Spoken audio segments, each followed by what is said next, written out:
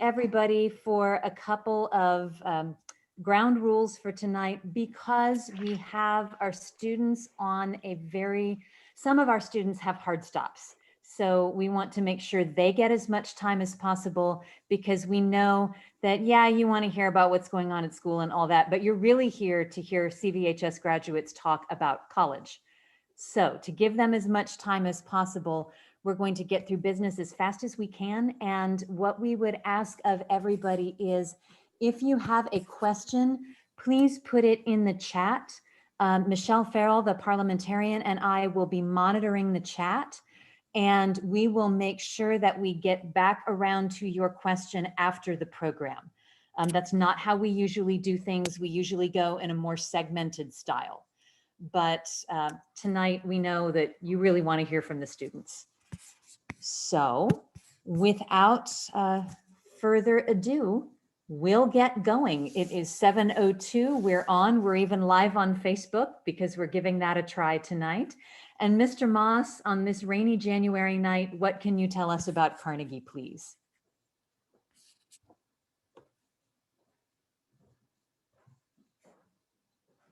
You're on mute. Thank you. I'm so sorry. You would think I'd be used to this by now, right?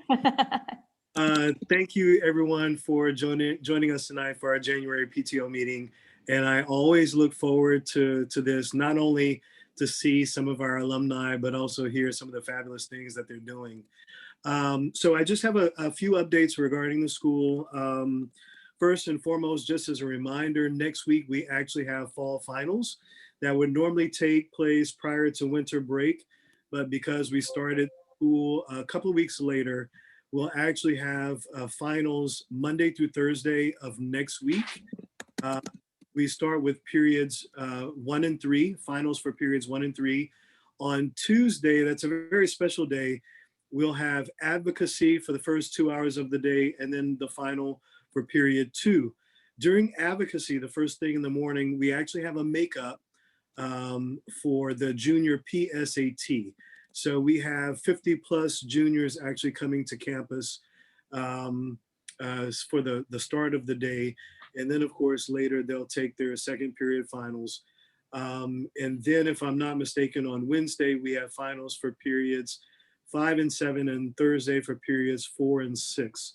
So it will follow pretty much the normal day, except we actually have half days. The finals end around 12:40 p.m. If we do have any students who are attending in person on campus to take their finals, they end at 12:40, and then we have to provide a 30-minute lunch for those who want to partake in lunch. And then buses will load at about 1:10, and we will dismiss buses at about 1:17 p.m. Also, one thing about finals is that they are all asynchronous.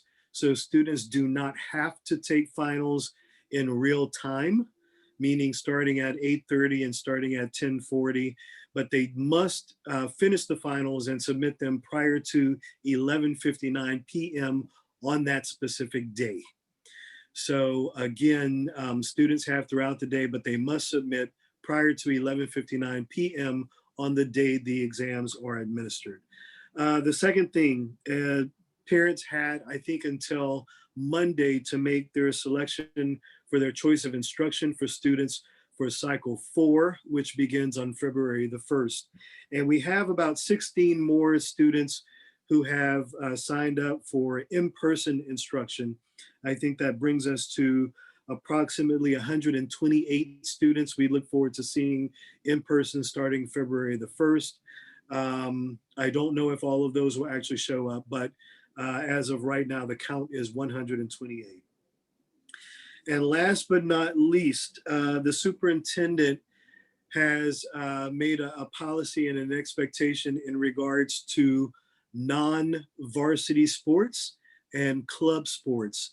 So as of right now, they have postponed non-varsity, meaning JV or junior varsity, and freshman sports, as well as any type of club sport.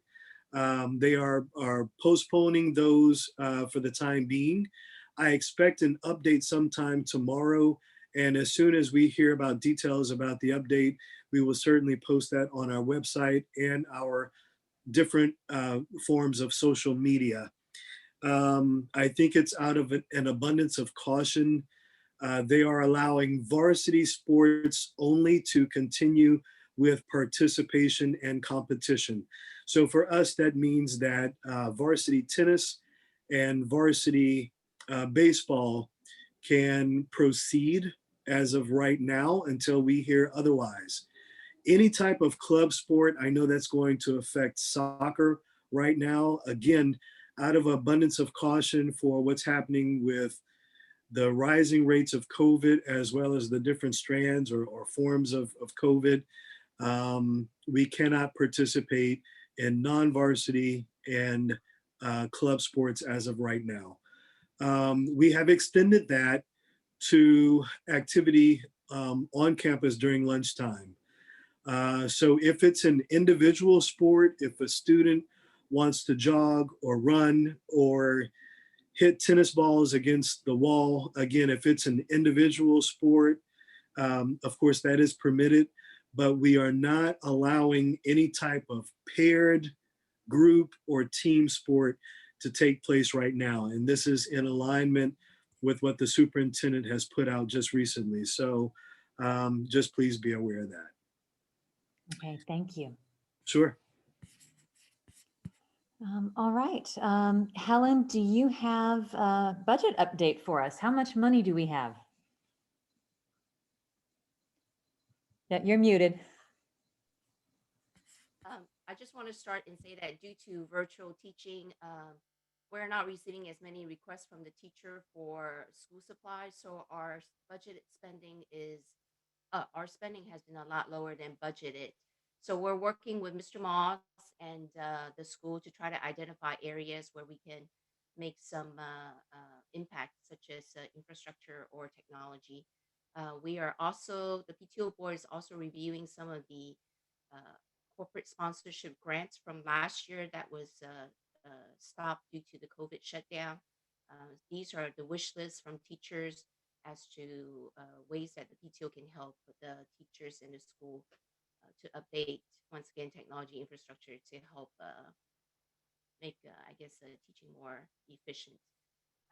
On the good part, even though with these challenging times, we are very blessed that we have such a wonderful supporting community, caring parents, and we have reached 81% of our budgeted goal for our friends and family campaign. So we are very thankful for all the support and the love given to the PTO.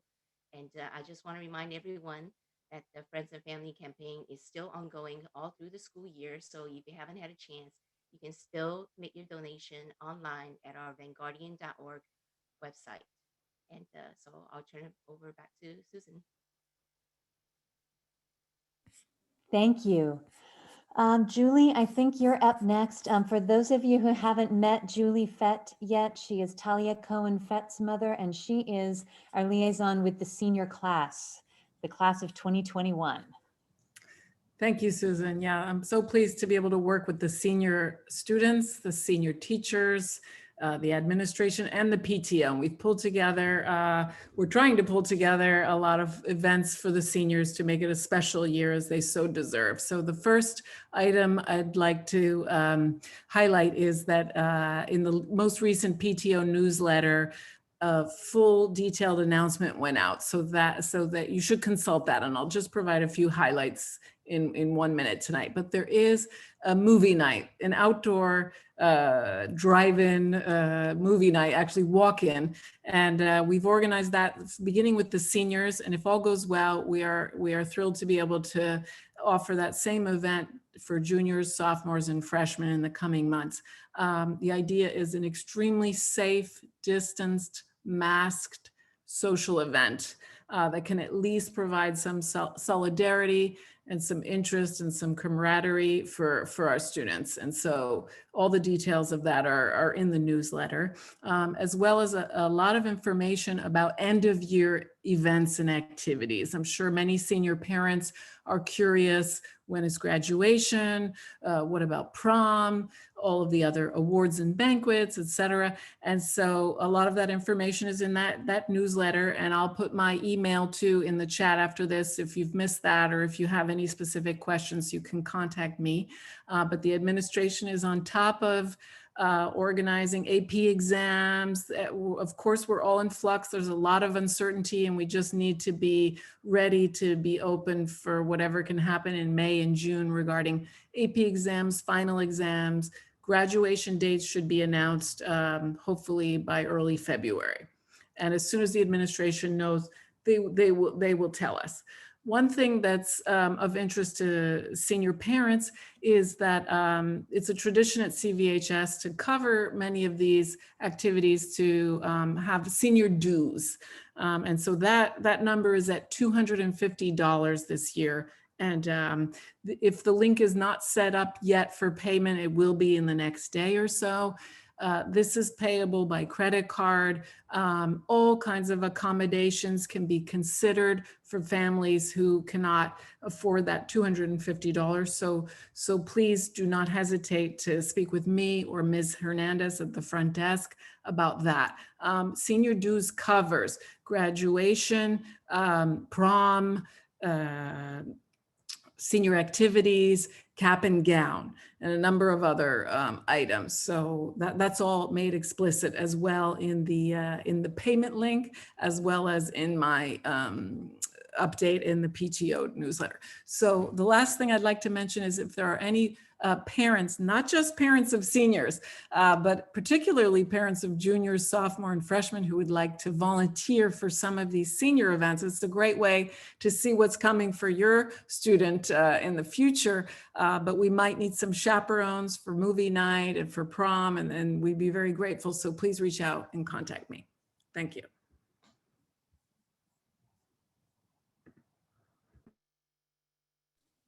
Okay, thank you, Julie. Let's see, we've got one of our senior or one of our graduates. I see, I'm watching her bounce in and out of the waiting room. She's having a hard time getting in, and I was listening but distracted for a minute.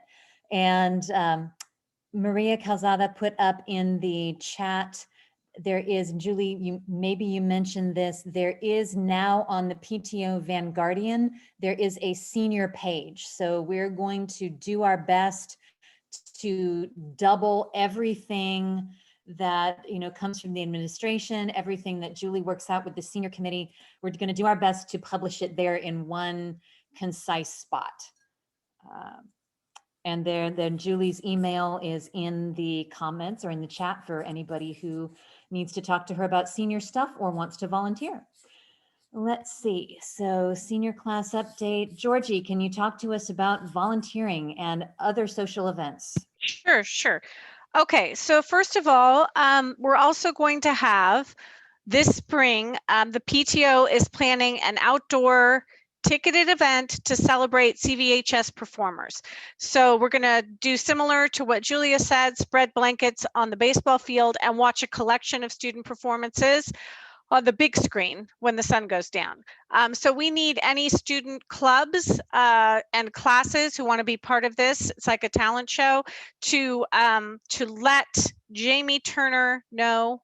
She's the one organizing it by February 1st. And I will go ahead and I'll put her email in the chat. So you guys, if you want to let your kids know, or if you're a student that's here who's part of like a dance club or the singing club or any of the performing clubs, or you just want to get together with some people and come up with something, then you can submit to her, let her know that you want to do it. You don't have to have it all ready at that time. She just wants to get an idea of how many people will be participating.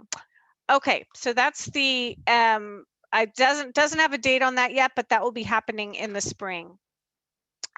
Okay, the next thing I wanted to talk about was the Senior Award Committee. Every year, the PTO gives out 3 senior awards, or they give out different numbers, but this year we're giving out 3. They're $1,000 each, And we have a senior awards committee. We could use like 1 or 2 more parents. If you're a parent and you're here and you're interested in being part of the senior awards committee, you know, please, I'll put my email in the chat as well, and you can email me. So the student awards are based on the following criteria. Students who embody the Carnegie mission statement, which is the mission of Carnegie is to provide a unique and challenging learning environment to prepare the diverse, gifted, and talented population of Houston Independent School District for leadership in a global society. So these are students who sought out challenging, unique learning and teaching opportunities, students who were of service on campus and were a strong representative of CVHS inside of school, and were of service off campus. So the students who assumed leadership roles and responsibilities, and students who exemplified respect of others in diverse global environments, students who worked hard in gifts and talents outside of academics. So you will be seeing a notice going out soon about, you know, the applications are open for this, so and what they need to do to apply, so that any seniors who are interested in can apply for this award. Okay, and if you're interested in being on the Senior Awards Committee, again, you can email me. All right, I think that's it. I don't know if Maria or Susan has anything to add to that about the Senior Awards, but, oh, one more thing, there will be a career day this spring. Ms. Moonme will manage that, but she may need parent volunteers as well, so keep an eye out in all our various ways of getting the word out to you. Also, we've been doing parent reps this year. We have a freshman parent rep, sophomore parent rep. Of course, we have Julia doing the seniors, but we don't have any junior parent. And this is just someone who can be like a liaison between the PTO and the class, and maybe organize some special class events. And then by the time they're seniors, they may have already done some fundraising towards whatever they want to do as seniors. So that's it. Thank you, guys.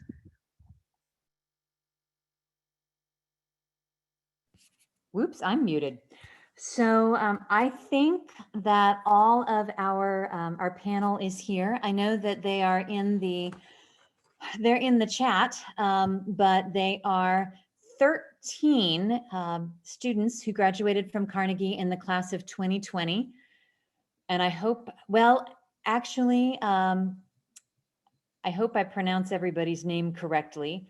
Ekin Tu at Stanford, Jared Yang at Northwestern, Sri Devilupalli at Yale, Pranav Thot at Princeton, Elena Rabin at Oberlin, Andy Zhu, who is taking a gap year, Lillian Spiller at Bryn Mawr, Ritika Palacharla at UT Austin, Gwyneth Hines at the University of Houston, John Hawes at Trinity University, Malika Top at Wellesley, Claire Liu at MIT, and Ryan Pontus at UC Berkeley.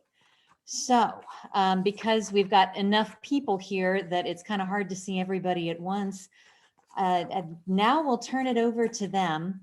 But guys, please introduce yourselves, your name, which we've hopefully already been through, and what was your major activity when you were a student at Carnegie's? Kind of who were you in high school?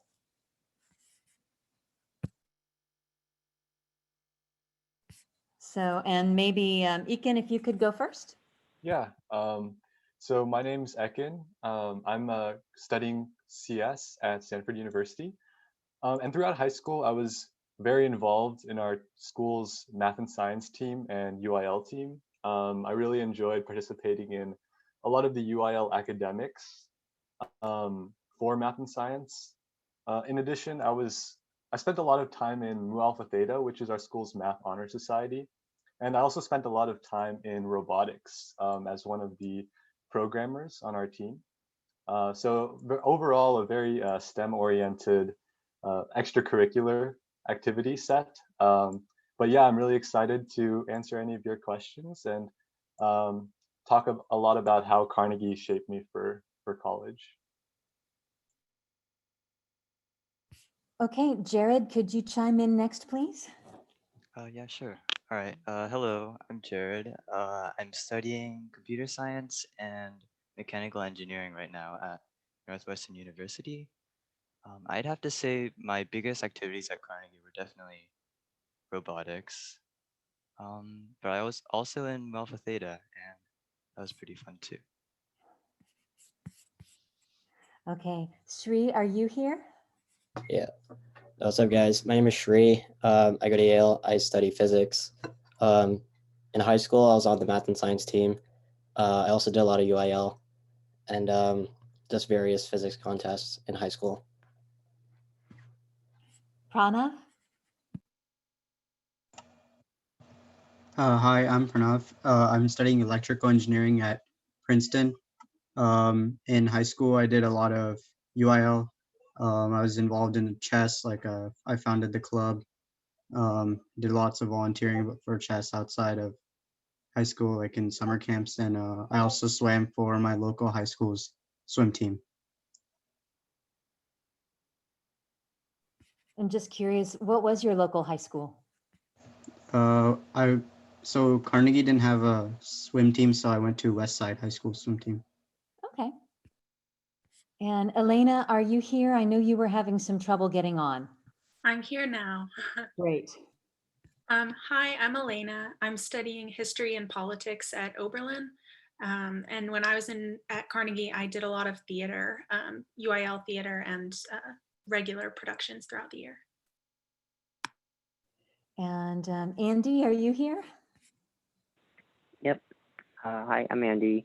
I'm currently on a gap year, but after that I'll be attending Brown for something. We have an open curriculum, so that it'll be fun. I'll figure it out. And during high school, I spent most of my time as part of the quiz bowl team, so I was the president of that for my senior year. Yeah. Okay, thank you.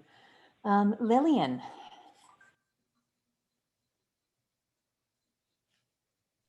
Hi, I'm Lillian. I'm going to Bryn Mawr for undeclared right now, but leaning towards sociology. At Carnegie, I did a lot of theater productions, and I also was the president of the Prism Club for like 1 or 2 years, which is the basically in our name for the Gay Straight Alliance. And yeah, that's pretty much it. Okay, and Ritika, are you here? Yes, hi, I'm Ritika. I'm studying business at UT Austin. At Carnegie, I was kind of in a variety of clubs, but the main things I was involved in, I would say, are cross country and WISE Club. And can you remind us parents what the WISE Club is? Yes, so WISE Club is Women in Science and Engineering Club. Okay, thank you. Gwyneth, are you here? Yeah, hi, I'm Gwen. I go to UH and I'm studying computer science and mathematics. So in high school, I pretty much only did theater. I did a little bit of debate my freshman year, but usually just theater. Okay, and John Hawes. Hi, I'm John. I'm a engineering major going to Trinity University. And when I was at Carnegie, I was primarily a theater student, but I also was in Mu Alpha Theta in my senior year. And I was one of the co-founders of the short-lived arm wrestling club, which was unfortunately killed by COVID. And John, I think one of your partners in, we won't call it crime in the arm wrestling club, is here too, right? Ryan Pontus, are you here? I am, yeah. Hey guys, my name is Ryan. I'm studying electrical engineering and computer science at Berkeley. Did a couple things in high school. One of the things I was super passionate about was investing and anything related to money, really. Bought my first stock when I was like 10. My teen years were kind of like the training grounds of a lot of strategies, from like fundamental stuff to more growth stuff. Lately, I've been doing a lot of technical analysis and like options trading stuff. So yeah, in high school, I took that to like a couple of next steps. I did start the investing club at Carnegie. Hopefully that's still around. Other than that, I did a lot of, I also like building stuff and like production engineering stuff. So did some things related to that. I played tennis on the Carnegie tennis team. And then arm wrestling, of course. Actually started going to the gym because I lost an arm wrestling match my junior year. 6 months later, after a lot of hard work, I came back and beat that guy. He's not here, unfortunately, but I like rubbing that in his face. And then, yeah, we started an arm wrestling club, which was a club for like a week maybe, and then COVID hit. So maybe one of you people can start it now. That'd be cool. And Malika? Hi everyone, my name is Malika Top and I'm currently at Wellesley College, interested in studying computer science and minoring in Spanish. And at Carnegie 1 or 2 years ago, I was heavily involved in National Honor Society. I was the president, and then I was involved in student council and more of those social clubs, as well as Interact. Okay. And Claire Liu, would you introduce yourself, please? Yeah, hi, my name is Claire. I'm at MIT. I plan on studying computation and cognition, which is basically computer science and cognitive science. In high school with Malika, I was the secretary of NHS. And then I was in charge of a Girls Who Code club. And then I did stuff with biology Olympiad. And then outside of school, I danced. So outside, with what group? It was a local group in Houston that did traditional Chinese dance. Oh, interesting.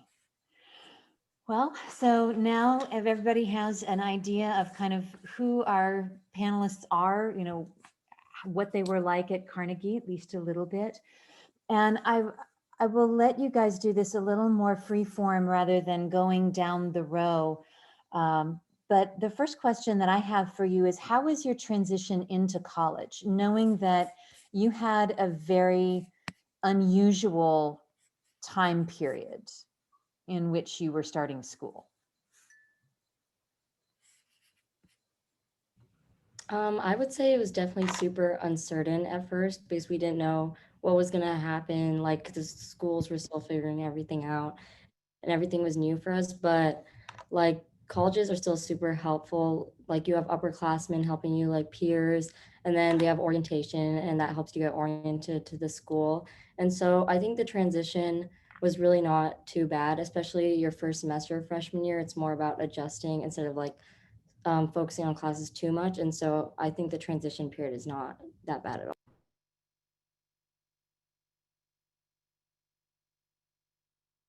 I'll ask a sub question. Did all of you have online orientation, or was there any part of your orientation that was in person?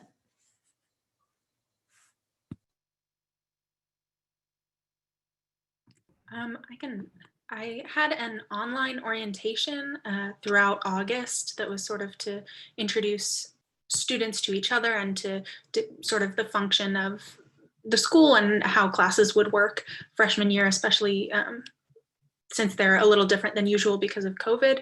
But my school is in person in the fall and will be again in the spring. And I think the main reason why we didn't have an in-person orientation is just that so many students are coming from out of state. And so it was a little harder for them to coordinate something like that. But I think they did a really good job of providing a very informational online orientation. Ours was a mix of virtual and in-person. Usually in person, the orientation is a lot more extended and it lasts a week and it's a lot of fun, but due to COVID, we had the last week before we traveled to campus was a lot of watching videos and completing tasks and whatnot. But then when we got on campus, there were things such as cactus painting, things HWC or historically women's college and whatnot. But I think overall, since Wellesley is a smaller college, it was easier for us to transition at least. And there were, in terms of COVID and safety, it went along really well. Can you tell us what cactus painting is?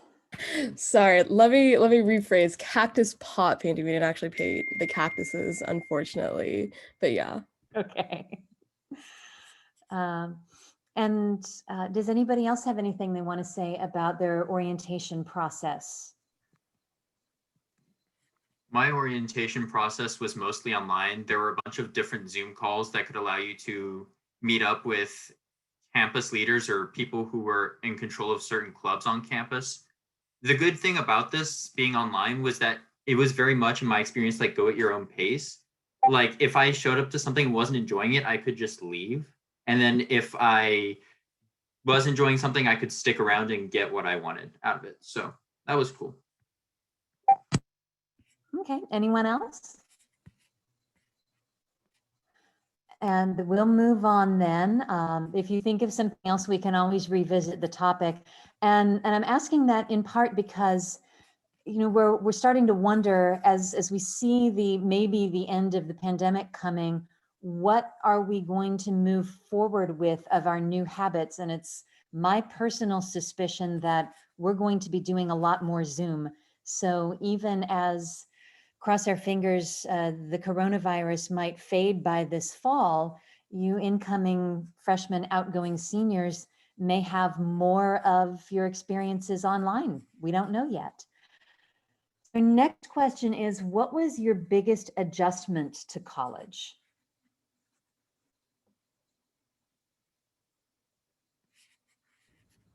Maybe having to like take care of yourself a lot more, like regulate your own eating and sleeping and just managing your own time really well. With college, it's like classes, you're not always in class. And so you kind of have a lot of time outside of class and you have to like make sure you're devoting that time to class, still like assignments out of class, and also making sure to like take care of yourself. So I think that's like one of the biggest thing that you have to remember in college. I'll call on Yeah. somebody. Oh, go ahead, Elena. Oh, I was just going to say, I definitely agree. I think living on your own was a larger adjustment for me, at least, than sort of coursework, especially going to a college out of state where I didn't know anybody else from Carnegie or even from Houston who was going there. I think just sort of figuring out ways to still feel connected with my family and friends here and try to meet new people was the biggest adjustment. Yeah, I want to echo what Ratika said, like definitely making a schedule for yourself because you're taking a lot less like fewer classes, but now you have to like schedule out everything for yourself and figure out when to do things. So that was definitely an adjustment. But also like for me at least, it's just like meeting people, trying to find other freshmen that you connect with is pretty hard virtually. So that was an adjustment.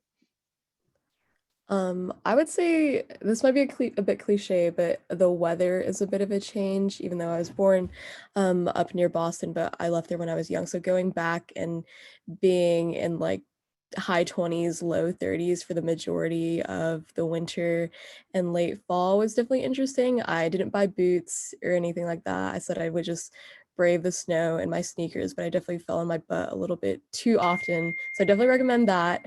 And I think besides the actual physical location, there's sort of like geographic, like the personalities of some of the people up north is a bit different. So sometimes it's like interesting, like adjusting to people, like the way that people talk and like what their interests are and stuff like that.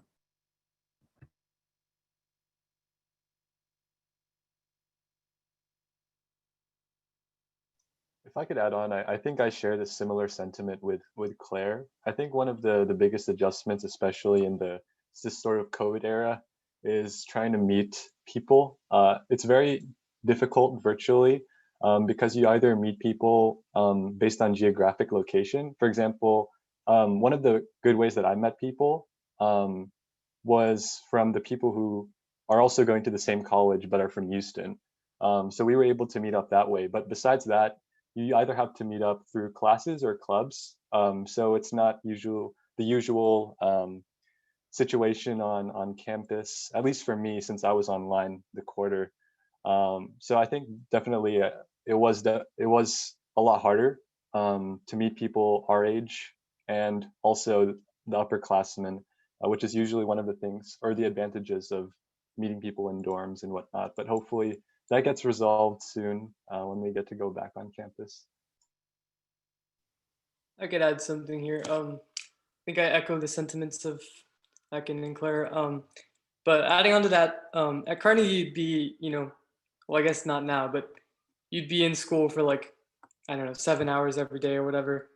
And it was easy to like turn things in and do things just because everyone else was doing it. With college online, you weren't next to people, one, but also like you weren't directly interacting all the time with people in the classes you're in. Like if you're in clubs, you'll all be taking random things, right? So kind of turning things in and doing stuff on your own was a big thing. Is there anybody else who wants to address that question? I guess because I'm in person right now, or I'm actually on campus, it's a bit of an adjustment to like just completely live independently of the rest of your family. Like I'm just here by myself in this dorm, and I'm responsible for like everything, like laundry and like getting food, and it's a pretty big transition for me personally. So what I'm really hearing from you guys is that the academics aren't such a big transition up from Carnegie. It is managing your whole day on your own as a young adult. That is the big transition. Is that accurate?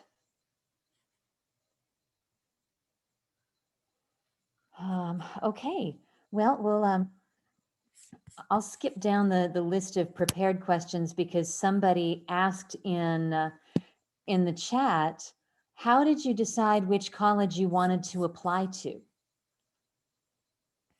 And I think if you could expand upon that a little bit, what was the application process like for you? How many schools did you apply to? And then how did you choose the one where you ended up?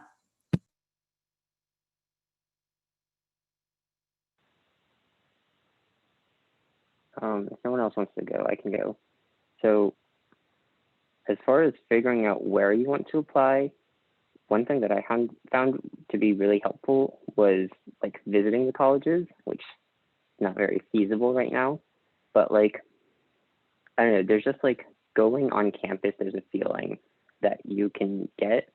So like, that's not really an option right now. So I would definitely say go on like the virtual tours that they offer, because that's as close to that as you can get. But, like there were a bunch of schools, like most of my schools are from the Northeast because like we managed to go to the Northeast and visit a bunch of them. And so like I decided, oh, hey, I want to apply to these schools. So that's one thing. And then the other thing that I don't think I did a very good job of personally was you should actually like really, like people will tell you research the schools. But like that means a lot more than you might be thinking. So that means like actually dig into some of the stuff. So I didn't actually do this very much, which is not good. But like after the fact, I found out that like there are a lot of really, cool people at Brown, like professors, in addition to like students. So like I'm on a gap year, but I have various projects, and one of them involved I needed to like ask someone, like a scientist who had like been to the Arctic or Antarctic before, some stuff. And so like I emailed one of the professors at Brown, and I'm like, hey, can I talk to you about this?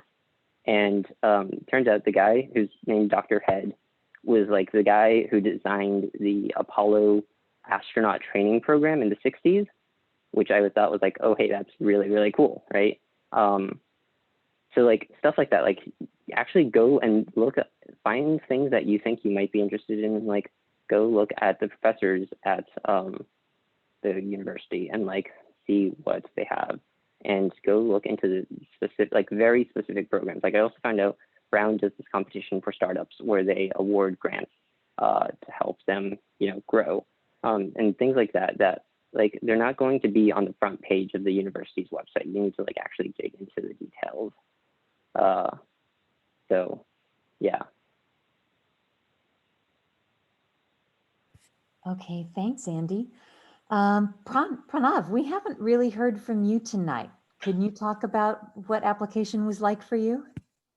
Yeah, sure. So I applied to around 10 colleges ish. I just tried to look for primarily like the ranking of the program basically. And then I kind of narrowed based on how many of my family members or friends or relatives, what they thought about the college firsthand. Because me personally, I've never actually been on campus before. I've never been to Princeton before. So it's actually my dad and my mom have been there like 20 to 30 times because they have some friends in the area, and every time they go to visit, they just take them to Princeton every time. So actually, I'm the only one in my family that hasn't been there.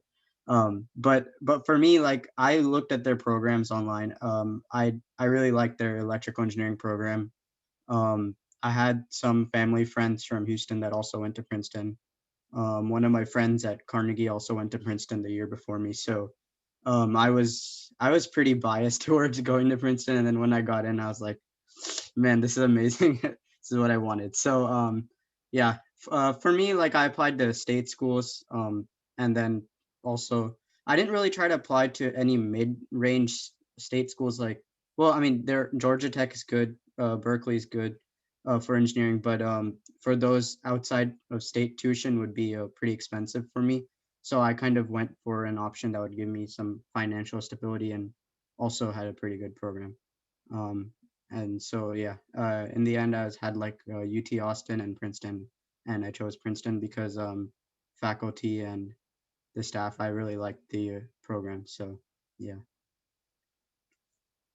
Okay, thanks, Pranav. Lillian, what about you? When deciding what colleges I wanted to apply to, I didn't really have a solid idea of what I wanted to pursue as a career. So I kind of more focused on whether the college would be the right environment for me to discover what career path I'd want to pursue and whether it'd like support me changing majors like halfway through my stay there. And I also got a lot of recommendations from like teachers and my counselors. So it's definitely a good idea to like ask your counselor or ask a teacher that you're kind of on good terms with, like what college they think would be a good fit for you, because they do have a lot of experience with the different colleges and they do kind of have insider knowledge maybe. And yeah, I think it's good to just have some outside input on what colleges would be good for you. And then after that, you can just look into them like how Andy was saying. And it sounds like that for you, you knew that you needed to be at a place where you could change majors fairly easily. And so that you'd recommend that that's a good thing to know about yourself. Whereas if there are some schools where if you apply to a program, you apply to that particular program and then you can't change your mind, right? So is there anybody who has applied to a school where you're in a particular program and now it would be challenging to make a change? Because we don't say impossible. I think at UT, transferring majors is kind of hard, especially if it's like business or engineering or computer science. I'm happy with the program I'm in, but I know that if you want to change, it can be hard. And I came into college not really knowing what I wanted to do, so it's kind of risky. So I think I'd be aware of that, because for a lot of state schools, it's like that. You get into the program you apply for, and then transferring can be a little difficult. It's not like that everywhere, but yeah. Okay. So what do you guys think that Carnegie does well to prepare a student for college?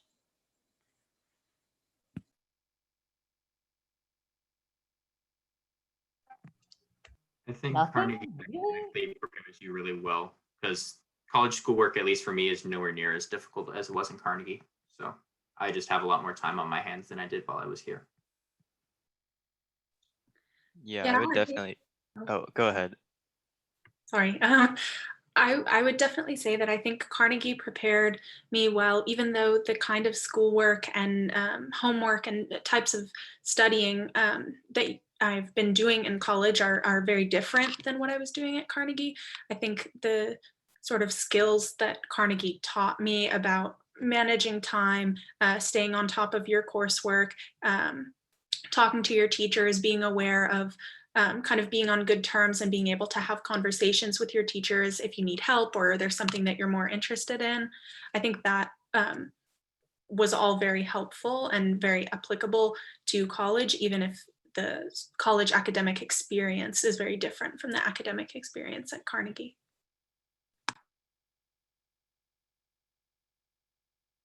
Yeah, I wanted to talk about the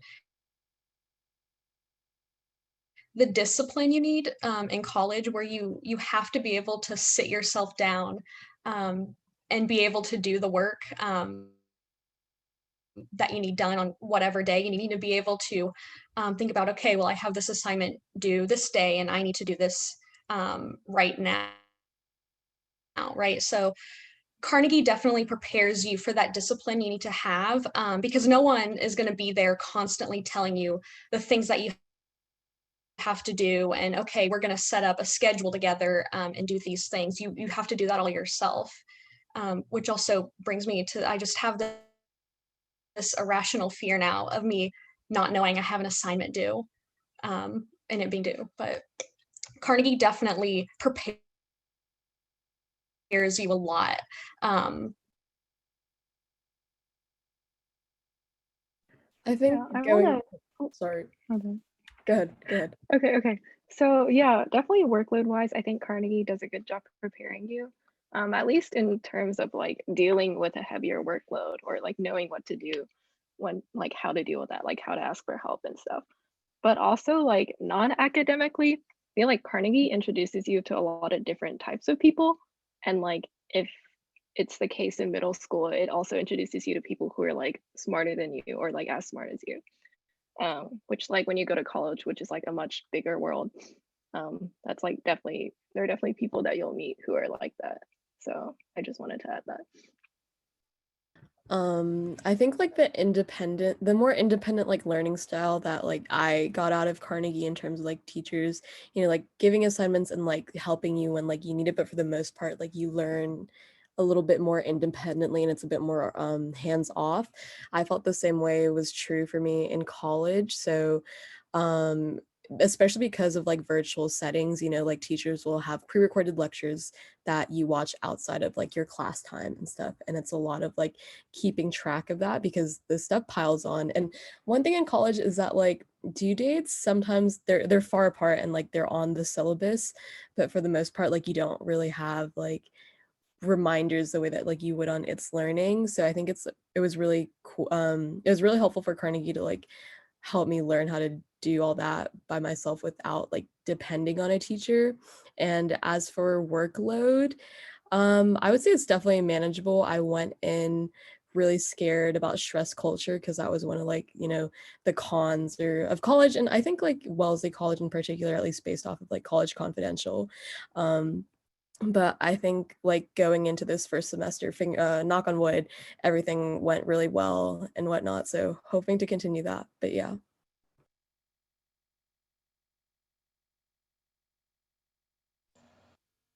I really liked how in Carnegie some teachers always had their like door open and you could just walk in and talk to them whenever you wanted. And that's really nice because I discovered I mean, for the most part in our classes, like for example in multivariable calculus, a lot of kids went to like specialized high schools, and so when I got to Princeton, turns out like 90% of my grade had already taken the class, and I was like one of the only few people that never learned it before. And so a lot of the kids would kind of be afraid of approaching the teacher and be like, oh, what they think about me? What if I say something wrong, they think I'm stupid or something. But I every time I went to office hours, I'd be like the only one there, and no one else would take advantage of the fact that teachers are not scared people. So, I mean, I got almost one-on-one instruction like every week. And then whereas everybody was in like a 300-person intro class, like the teacher knew my name, and I can email him whenever I want now, and he can respond. And that's not necessarily true anymore for a lot of other kids. So I would say Carnegie does a good job of letting kids know they can approach teachers whenever they want. So yeah.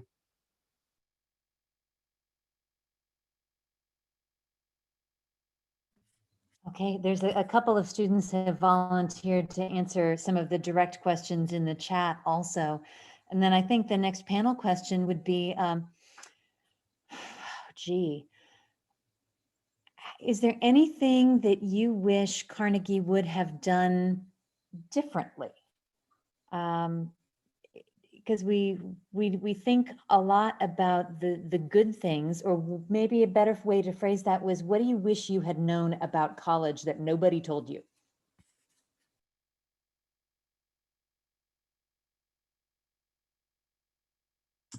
I think one thing that I sort of have enjoyed about college, but wish that I was had been a little more prepared for, is writing papers, and sort of the expectation and sort of benchmark of your learning being based on your writing and writing papers instead of taking tests.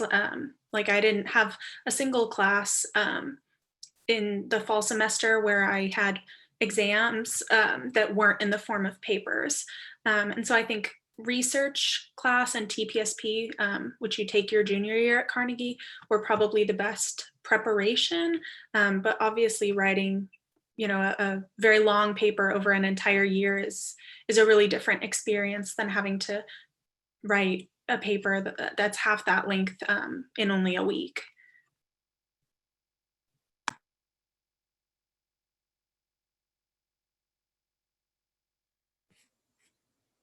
Wow. So Carnegie was so all encompassing that's it. I'll pick on somebody.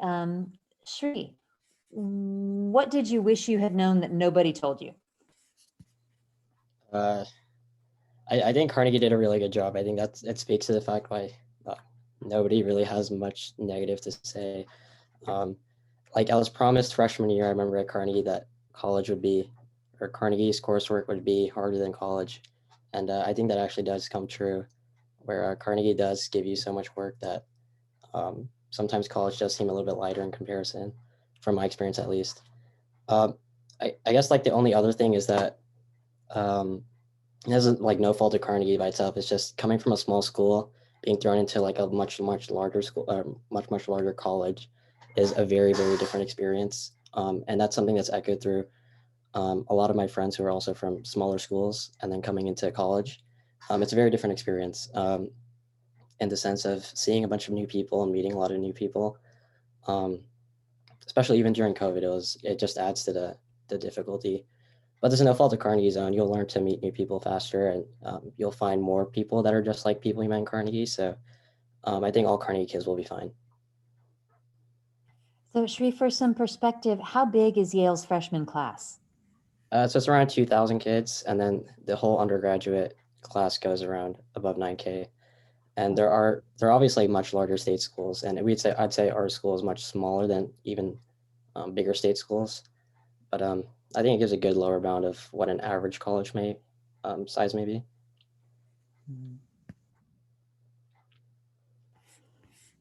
Okay, Malika, what do you think? What do you wish you had known? Let me think. I think that I wish I had known something that was a little bit difficult for me despite being in person was making friends.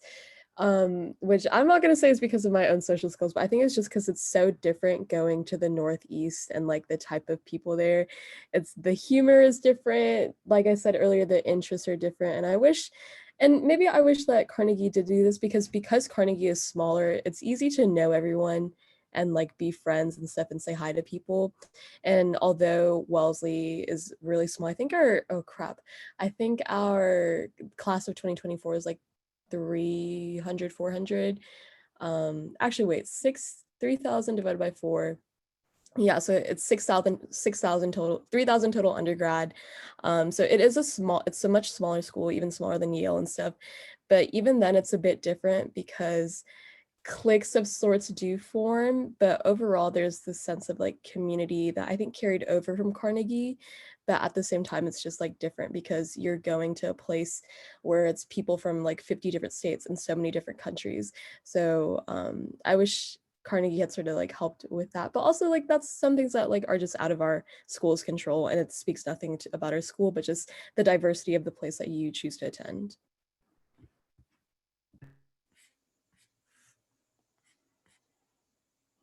How did you guys end up choosing? So you've got all of your applications in and you've got your acceptances back. How did you end up choosing the school that you ultimately went to? Like what made that stand out? I know, I think it was Andy talked a little bit about just you visit campus and you have a feeling. And Pranav talked about kind of dreaming of going to Princeton. Some of the rest of you, what made a difference for that particular school? Yeah, I can talk a bit more about this. Personally, I definitely agree with what Andy said. Visiting your school very early on in your high school career is very important. I started visiting colleges in sophomore year. For example, even Rice, since it's very nearby, I visited. I took a trip to the Northeast to visit some of the schools like MIT and Harvard. And in my junior year, I spent the time and visited the schools in the West, the West Coast, which were Stanford and Caltech. So I'd say there's really no, it's never too early to start visiting colleges, especially the ones that you already sort of have a good idea that might be a good fit for your specific interests. Because once you're there, it really does change your perception of what a specific college is, the identity of that college. So yeah, I definitely agree that visiting college is important. I think, I guess just to be transparent, I think my dream school for a long time, like in middle school, was MIT. So shout out to Claire. But I think around junior year when I visited Stanford, I actually felt like that was also a really good fit for me, given the fact that it's also a sort of a really good CS school. And CS was where my interests and passions lie. So visiting the school definitely can change what you're really interested in, what school you think might be the best fit for you. So again, that's sort of just reinforcing the idea that Andy introduced, that visiting schools is super important early on. Yeah, I want to add to Yeah. this as well because I know, oh, sorry. I know it's not Oh, no, I possible was to just, do visits. go ahead, Claire. I'll leave Okay, it. okay. Yeah, okay. But after you're admitted, schools will host events and stuff for you, for the admitted students to get to know the school and the people better. And so, especially during COVID times for me, it was about like which school, like, I guess, did the most to make admitted students feel welcome. And MIT had like a whole week of activities where you could just meet like a bunch of students on campus and you could just talk to a bunch of different groups in a really like fun setting. As for like other schools that maybe just had like one like Zoom webinar and like that was it. And so for me, I could see that MIT was trying really hard to like welcome all the new students and stuff. And especially virtually, I expect that like this is something that the seniors this year will see as well. So I think it's also seeing like what do the schools do to like try to accommodate you like after you're admitted, and like do you feel that you can connect with the people already at the school? That helped me pick MIT in the end.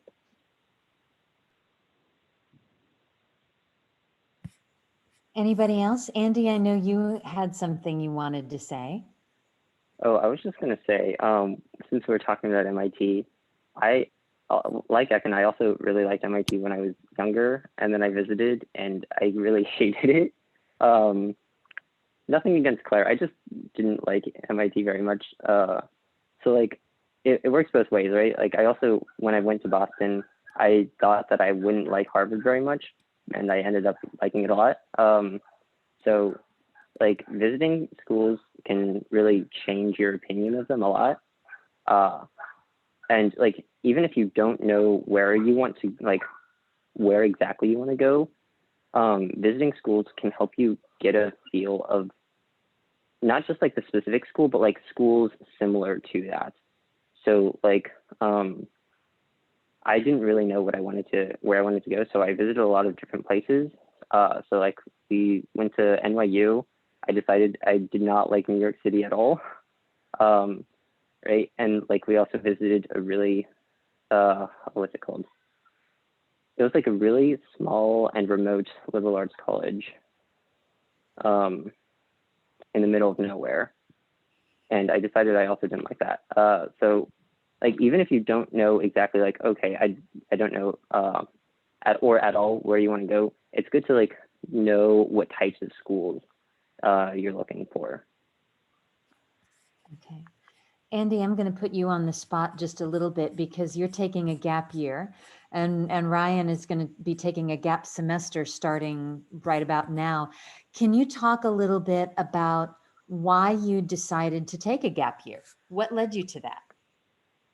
Yeah, so I actually started looking at gap year stuff in the second semester of my junior year, so because like it takes time to get it all done. And so like you spend 13 years doing schooling, all right, from K through 12, and it's just a lot, you know? And so the way I reasoned it out was like, okay, there are a bunch of things that I want to do, and you can't really do them when you're like at school, because school takes up like the vast majority of your time, right? So like I wanted to go to France and like sightsee, and then also like I took French for many years.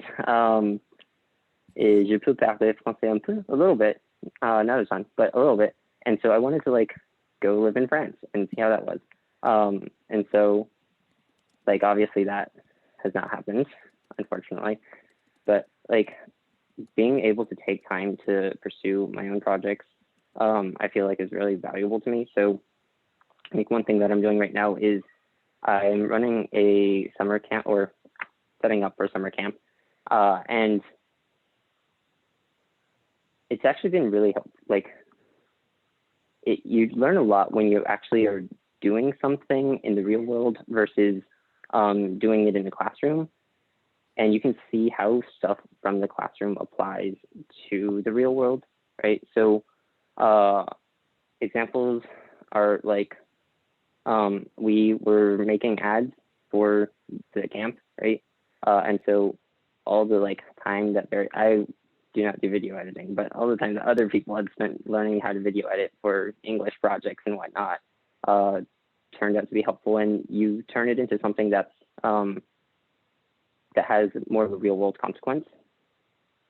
And so that's also like having that time to do stuff that you're more interested in, where like the outcomes aren't like graded against some arbitrary rubric, but like, I mean, it's more open-ended, and I like that I have this ability to be able to pursue that versus you need to take these classes and whatnot. And then it also worked out well because I don't really want to take an online semester. So yeah, like hopefully in theory I'll be able to like have 4 full like on-campus years. Yeah. Okay, thank you. It looks Do you like there's have some any hope questions. that you'll get to go to France? We'll see. France is still restricting travel, so I'm not sure about that. But either way, like you can find the things that you want to do that you can't right now because you don't have time. And how did you arrange that with Brown to say, I Yeah, want to so come to the school, but I'm going to be there next year? for sure. So one, I would definitely say like apply right now. Don't like apply during your gap year. That way you can like really take the time to do whatever it is that you're planning on doing. And basically what I did is you apply, you hear back to them, they say, congratulations, you get to attend our school. And then like with Brown, you just send an email to I believe the admissions office. And you're like, hey, I want to take a gap year. This is what I plan on doing on my gap year. Like, you can't just say, I'm going to take a gap year, see you in a year. You need to like tell them, oh, hey, this is why I'm doing this, and like have a plan for that. And then they like basically took a few weeks to look at it and consider it. And then they're like, okay, yeah, you can have a gap year. Make sure you do these things. So it's like not very much. I need to make sure I apply again for financial aid and fill out like a form. But other than that, it's not too much work. And oh, just make sure like there was a deadline. I think it was like June 15th. So for Brown, different schools are probably slightly different. So make sure you like look into that if you're interested. Is there anybody that you're going to have to report back to what you did with your gap year? There's a form that's supposed to come out in February, but they don't tell me what the form is about. So I presume that that's what it is, but I'm not really sure, and it's not February yet. So. Okay, thank you. And Ryan, I know you're taking a gap semester. Can you tell us a little bit about that? Because that semester process is a little bit different than the way it worked out for Andy, right? Yeah, a little bit. So I did just finish the semester, and now I'm taking a gap year, and then I'll be starting again in the fall. The process was not hard at all, but as to reasons, I think someone in the chat was asking like, how do you figure out what you want to do and things like that. I'd imagine I haven't actually done the gap semester yet, so I can't tell you whether that would actually work. But I'd imagine that would be one of the reasons. Just trying a bunch of stuff is useful. In high school, you do like, you can do math competitions and clubs and stuff, but a lot of it is like almost like sheltered versions of stuff you can do in the real world. So if you've ever wanted to like do something tangible, it gives you a better idea of like things you could study into college and stuff that will be useful for you. Me personally, reasons I wanted to take gap year, there were two. I'd say the biggest reason was, and I don't think I've told my parents this, but I did a lot of options and trading stuff the last 6 months or so, and I got really into it. The market right now is a market that I don't know how long it'll last, but I think my skill level in it is quite high. The return on my trading account like the last 6 months is like 3,000% or something. If I do that again, I'd be a millionaire a couple times over. So that's one of the reasons I wanted to do it. Another reason is I can pretty comfortably graduate in 3.5 years. So I wasn't a huge fan of like online school, I guess, because it's kind of hard to meet and stay in touch with people. So as it stands now, I'll basically go back in fall and do in-person stuff and still graduate at the same time. So. And you've been living here in Houston, right? While you've been enrolled in Berkeley. So you have not been able to go to campus, and you've been taking computerized classes from home. Right. Yeah, exactly. Okay. Well, does anybody, I'm trying to keep an eye on the chat. Does anybody have more questions about gap years specifically and other things in general? No? Well, I'll ask one more panel question that's kind of been touched on in the chat. For those of you who have picked a major, how did you do it?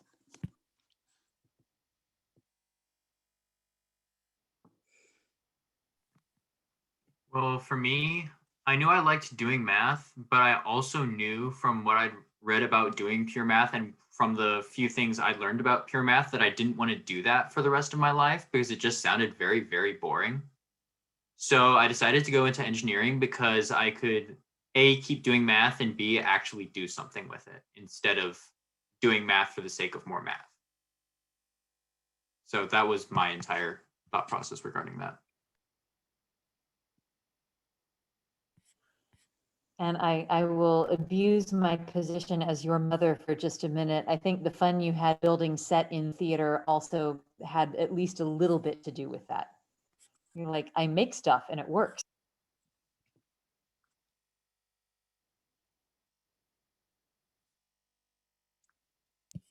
Anyone else? How did you choose your major? I know Lillian has talked about kind of choosing a situation in which she didn't have to make a choice right away, but some of you did. I think Ritika may have had to move on for the, nope, Ritika's still here.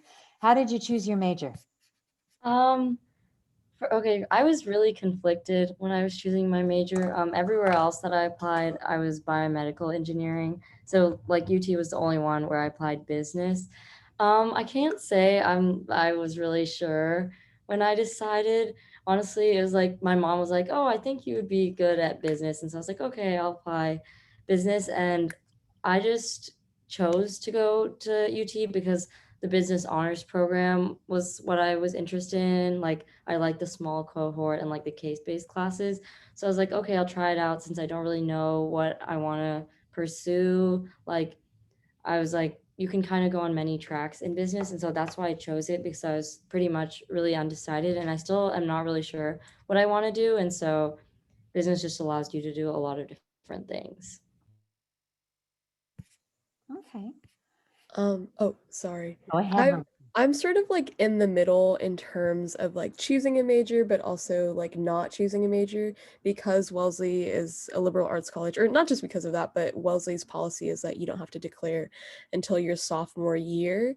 And a liberal arts education, I think, does a really good job of allowing you to explore what it is that you're interested in studying without having you bound to one. Because I know a lot of students over there, there's a range of classes that they're taking their first year, ranging from like STEM classes to humanities and mixes, because it's very intersectional. But at the same time, I attend Wellesley with the Posse Scholarship, which is a well, in the case of Posse Houston, it's a STEM-based scholarship, full tuition, and it's merit-based. So I can encourage students who are juniors or parents who are interested to reach out to me about it. But essentially it's a scholarship that sort of encourages you and in a sense binds you to studying a STEM field. So I was pushed to major in STEM through the scholarship sense, but at the same time, I think like it depends on how it depends on how like involved you are in STEM, because personally for me, I didn't do UIL or I didn't really do like Quiz Bowl or anything back in high school. So going to a liberal arts school, but knowing that I'm still a little bit interested in STEM was a good choice because it allows me to like explore my options. Okay, does anybody else have a comment on picking a major? Okay, we've got a couple of comments or questions coming across. And I find it interesting, Malika, that you mentioned the Posse group, because we had a question about, did anybody use a private college consultant? And so I would like to, if anybody could answer that and maybe broaden it a little bit to kind of what kind of college support did you all have outside school? So I'll go into this just a little bit, but I was also part of Emerge Houston, which is a college-based program that helps support underrepresented groups in applying for college and stuff. And the Posse scholarship information I will link in the chat and whatnot, but essentially what that is, it's a full tuition, merit-based leadership scholarship, and it's only for a select amount of schools. So what you do is you would essentially match with a school and you go through a pretty intensive interview process. But I encourage those who are in Emerge, I'm not sure who's in the call right now, but if you are in Emerge, use those resources to your advantage and always just like apply to scholarships, because there's a lot of scholarships that you can apply to as a junior and whatnot. And often those scholarships don't just help with like grant aid, but they also offer a lot of resources that can help throughout your 4 years, throughout your undergrad. Okay, thank you. Now, did anybody use or work with a private college consultant who's on the call?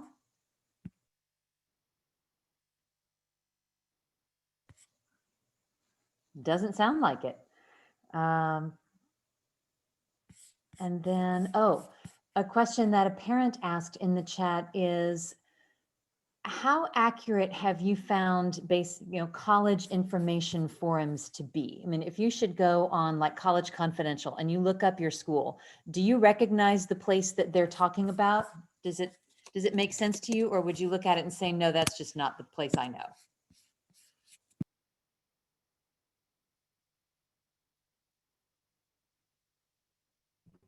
I remember looking at College Confidential a lot when I was applying to college, and I would say I don't know if it's that great of an idea because a lot of people who post have like extreme opinions. It's usually they have a problem with the college, and so you hear a lot of negative things. I think it's best to talk to people that attend the college to really get a true look at it instead of like College Confidential. So I don't know how, I think it can be helpful. You can get an idea of some things, but just don't rely on it too much. Yeah, I think Yeah, the I would most just mention that. accurate. Oh, I'm so sorry. Okay, really quickly. Yeah, no, okay, go ahead. No, go ahead. I was just gonna say it's the internet. So be aware of that. Like because from what I've seen, and like obviously I'm not at Brown, but like from what I've seen about other things like the SAT and whatnot, it's the internet. Like people are going to exaggerate things. So Yeah, I think that the most accurate, best conversations that I was able to have that really helped me find good information about my school and about schools that I toured but didn't end up attending was trying to get in contact with students who went to Carnegie and then went there because they obviously have a very applicable perspective in maybe how prepared you'll be, but also talking to upperclassmen at that college and just trying to get a sense of what they've enjoyed about their time there, what opportunities they were able to take advantage of, and things like that. And I think that those conversations were the most accurate and the most useful for me. And they were always very nice people to talk to and really did their best to answer my questions.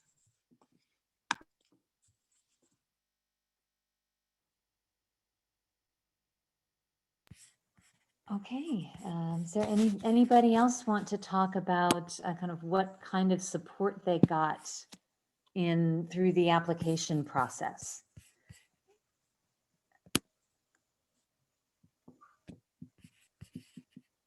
And okay, well, I think we have managed all of the questions in the chat. I sure hope so. Somebody suggested, actually Aiken suggested breakout rooms. Is that something that you guys would be interested in trying to set up and going into a smaller room where you could talk some more, or you think we're about done for the night?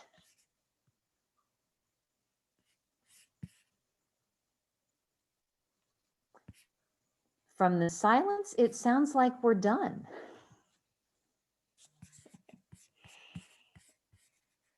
And well, go ahead, Shri, please. I'd be fine to stick around if anyone had any questions. Same for me. Okay. Well, yeah. Yeah, I could stick around if you want. Go ahead. Me too. Oh, yes, a question. Any advice for starting at Carnegie? There's some freshmen in the audience tonight. What advice do you have for freshmen?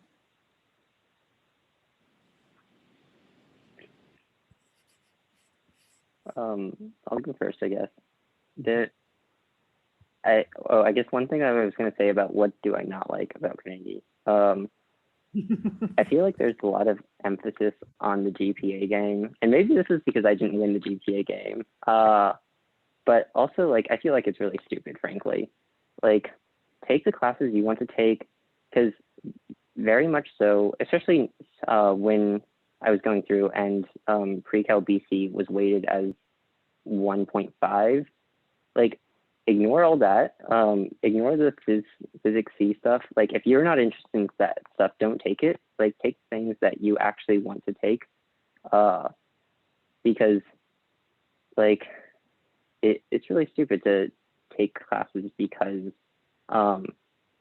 because you feel like it's going to give you a boost, like you can do just fine without like doing all of that. Yeah, that's just my 2 cents. It's also one other thing. It'll focus on what you enjoy and not how it is going to end up calculated into your GPA, right? Yeah.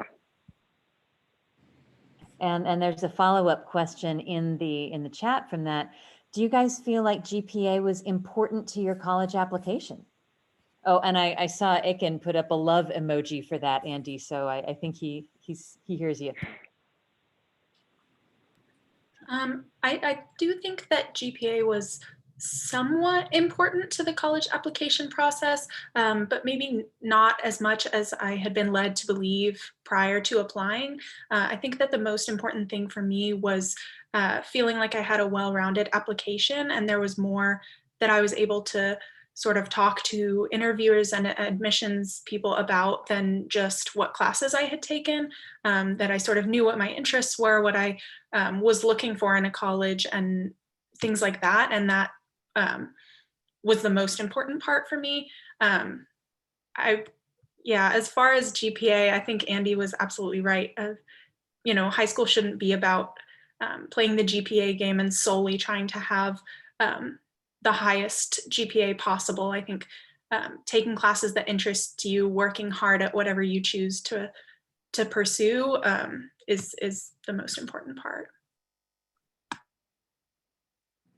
Did any of you have a situation in which the admissions people that you were talking to or somebody at the school that you chose did talk with you about grades or GPA?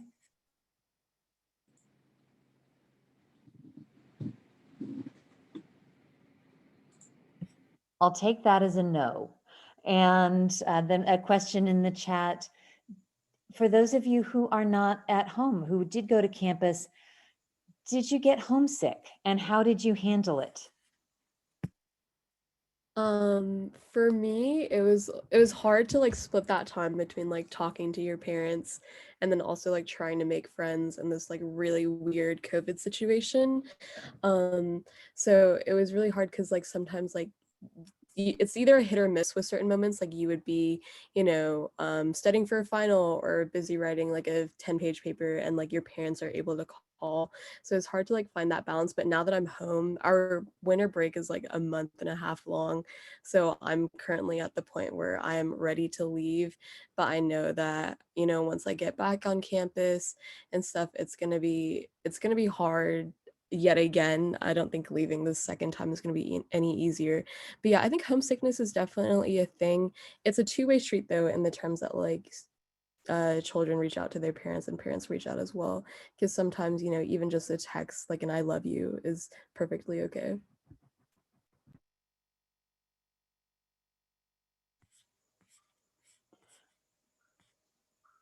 Who else? Ekin, you're at Stanford, am I right? You're physically there. How did you handle the distance? No, I'm not. I'm in Houston. Oh, you're not? Okay. Don't let the background deceive you. I'm still. Well, sure. I'm trying to remember across the panel. I'd say it's pretty good if you keep a schedule with your loved ones at home of when you're gonna like FaceTime them or something like that. It's just good to keep that in mind. Maybe like, yeah, just set a schedule between you and your parents or something like that.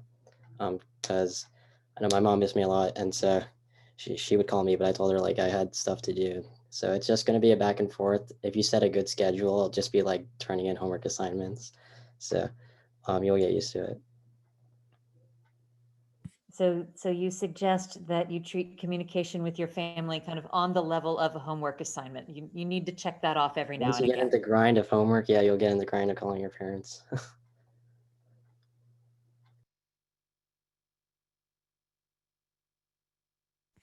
And a big general question, again, pulled from the chat. What does a well-rounded college application look like? Elena, could you maybe start with that? Because you mentioned. Yeah, sure. I think that it was kind of telling that none of us said that we had to answer a question with a college admissions officer about our GPA. Just that when you go to interview and to sort of prepare your application, you get asked to write down extracurriculars and interests. And I think being able to say that you were a part of clubs on campus or outside of school is really important. And just having interests, things that you know you like to do and that you can talk about that make you unique outside of your classes is really important. For me, I did a lot of theater in high school, and a lot of schools allowed me to submit an arts portfolio in addition to my common application, even if I wasn't applying to a theater or arts program. And I think that helped me a lot to sort of show what I had done in high school and what set me apart from other applicants, even if it wasn't what I wanted to continue to do in the future. So I think just looking into getting involved with things outside of your classes.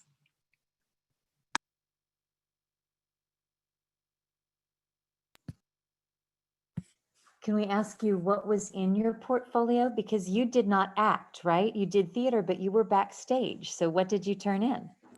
Yes, I did only technical theater throughout high school. So building sets, construction, and painting.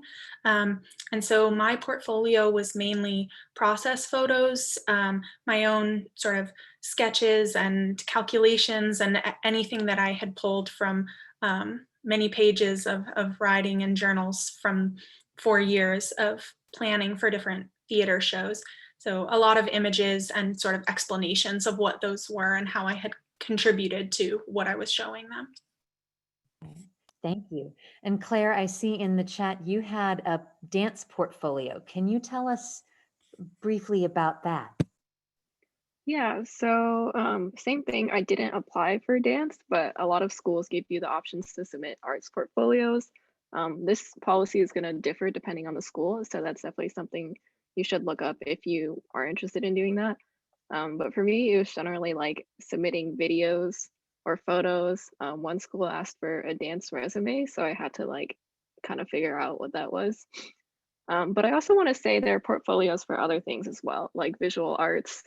MIT does like a maker portfolio. So if you're someone who likes to like make things and are really hands-on, that's like probably something that could work.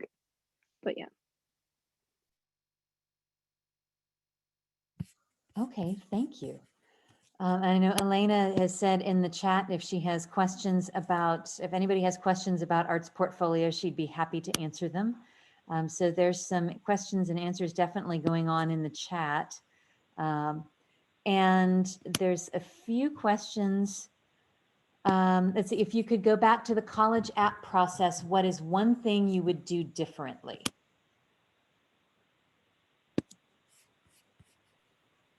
Wouldn't procrastinate as much as I did. I really should have done a lot more stuff on time, and I ended up doing a lot of things super late. So that affected the quality of pretty much everything I did.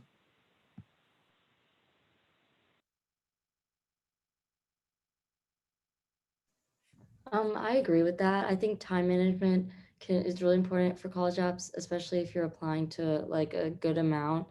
But I also, I think I would like not apply to too many, like maybe like you might not like all the colleges that you're going to apply to. So I think it's important to figure out what you really want in a college instead of, because then when it comes time to decide, you might get into colleges that you don't really even care about, but you spend all that time on the application. And so what I wish I did differently was kind of like filter my colleges more so then I could have spent more time on each application. And also I have to head out now, and it was nice answering everyone's questions. So bye guys. Thank you very much for being here. I know this has been going on for an hour and a half now, so you guys are displaying some stamina here. I'm trying to make sure that I get everybody's questions from the chat covered, and some students are writing answers, or some of you graduates are writing answers, so thank you very much for doing that. And there's a question that I don't think we have touched on. If I understand correctly, the advice to freshmen to be more independent in future and then added financial management. So if I understand that correctly, what advice would you give to incoming college freshmen about how to make your money last all semester? And I hope I've interpreted that correctly. Dining hall food can be just straight out bad sometimes, so you're going to be tempted to Uber Eats and DoorDash a lot, and I will say resist that temptation, because most of my costs from my spending at college is from Uber Eats, and like going grocery shopping. So I think I think it'd be better if your college allows you to like cook in the kitchens and stuff in the future, because hopefully by that point COVID will, for the most part, those restrictions will be gone. But I think like instead of like eating out and like getting delivery, because like you'll have like a buy one get one free deal, but then the cost will end up being like $50 at the end, and it's like, what the heck. So I think like learning how to like go grocery shopping was really not learning how to do that, but like doing that with your friends and making it a more interactive experience instead of blowing like $20-30 a meal for one night. I would say, well, I wasn't on campus, but like if you listen to what Mr. Tran tells you, you should be fine. And Mr. Tran is government, right? So every senior takes a class with him?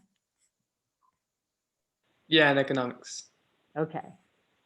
So can you, for the parents in the audience who don't get to take Mr. Tran's class, can you give us a 1-paragraph sum up?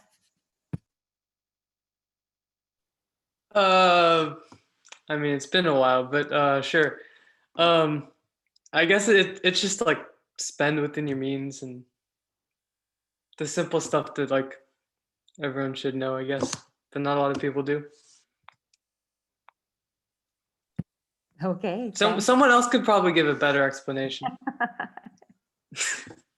Well, let's see. I think basically don't buy things you don't need.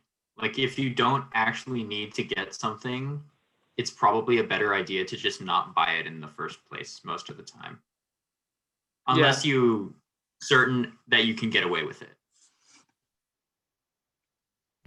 Get away with it. That's a very interesting way to put it. Can you tell us what that means?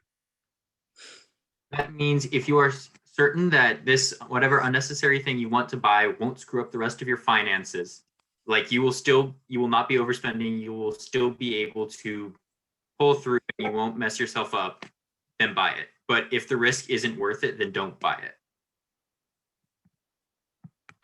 Okay. And Aiken in the comments gave a 1-word sum up of Mr. Tran's class, which is capitalism. Do you guys think that's correct, all you graduated seniors? Yeah. Yeah, I would point out that you're not going to learn government or econ or macro from Tran's class. Like you'll learn a lot of personal finance, but you're not going to learn the other two things. That's true. Andy's completely correct.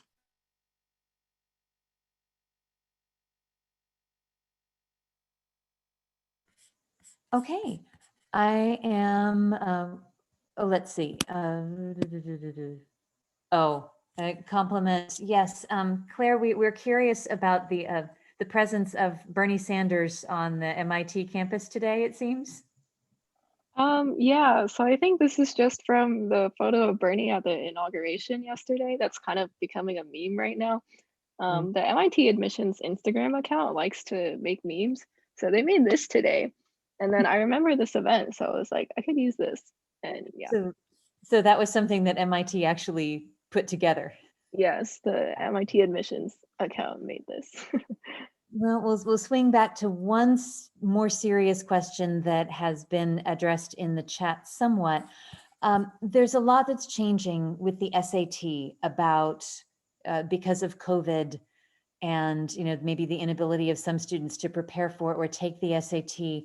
Like, how do you feel test scores affected or didn't affect your college application? I have noticed, well, pretty much all of the admissions counselors that I spoke to from different universities told me that your SAT and your ACT score don't mean what they used to, right? I remember getting a 31 on my ACT and crying for days. And I shouldn't have, because colleges care a lot more about what you're going to bring to that campus, right? How are you going to contribute to a college learning environment, right? So really anything you're passionate about, right? Even if you're applying to a college as a STEM major, if you have passions in the arts, that is definitely something that they're going to be interested in, because it shows that you have that drive and that ambition in you to just do anything. And that's going to make you look better than a perfect score on a test.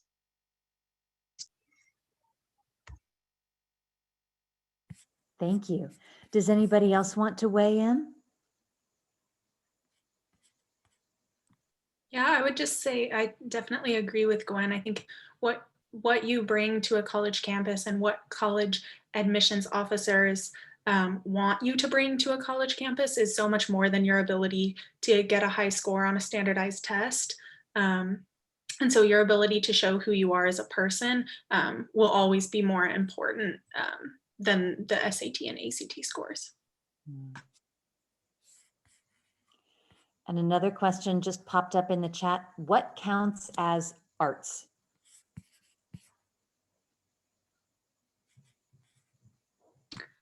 As far as arts portfolios go, that does vary by school, sort of what they allow you to submit and under what guidelines. So if you're talking about that, there's a lot of different categories of like visual arts.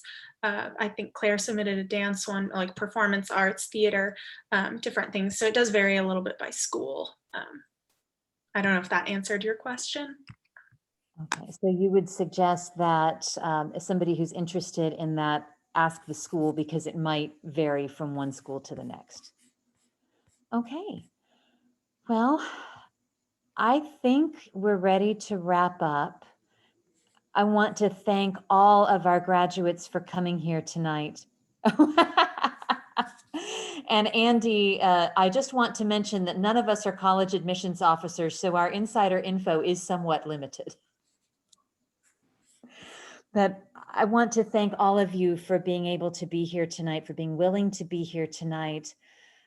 I think you are living, walking proof that Carnegie turns out tremendous graduates. And I'm thankful that you're all here. And thank you for sharing and for showing us the wide array of things that you're doing, and the different schools that you chose to go to, and the different things that you've started on with your lives. Thank you very much for sharing that with us. And Ms. Hawes, if you don't mind, I'd like to echo that and say that I really appreciate everyone's being open and honest and articulate. And you're such a great illustration of leaders and leadership. You continue to make me proud. Thank you so much for participating tonight. And also to Susan, you're a great moderator. Thank you so much. Great job. Thank you. Far better than our first attempt at an online meeting where I was a radio host because we couldn't get my camera to work, right?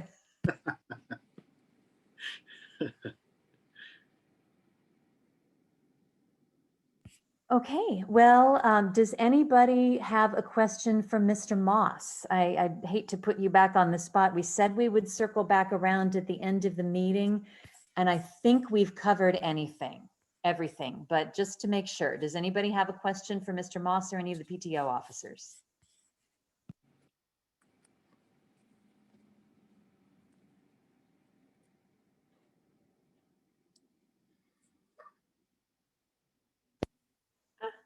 It looks like no. So I will go ahead and end the meeting. Good evening, everyone. Thank you all so very much for being here. Stay dry because it's raining here in Houston. Have a good night.